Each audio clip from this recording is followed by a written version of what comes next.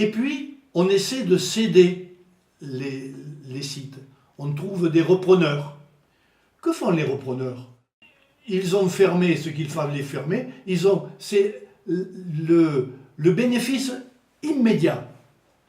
Tout de suite. Qu'est-ce qu'on peut gagner comme argent?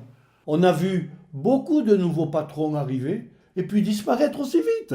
Disparaître aussi vite. On a même eu les Anglais. J'ai une correspondance avec un Anglais qui s'appelait Epworth Refractories. Il n'a fait qu'un passage éclair.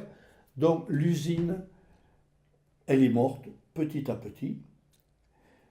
Et là, on a vu apparaître des gens qui n'avaient rien à voir avec le réfractaire et qui se disaient, il y a peut-être une petite opération immobilière à faire sur le site.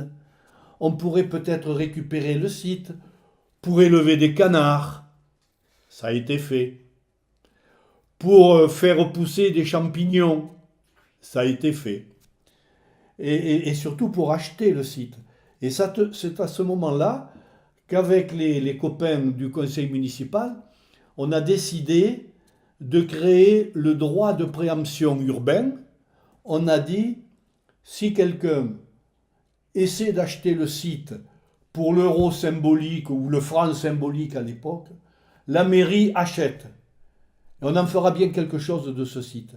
Et on a ainsi coupé la patte à plusieurs margoulins qui voulaient essayer de récupérer ce site pour une bouchée de pain et y faire je ne sais quoi.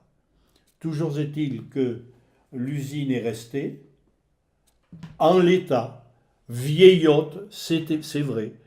Mais aujourd'hui, bien, il y a une personne qui n'est pas réfractoriste de métier ni d'origine, hein, mais qui a créé sa petite activité.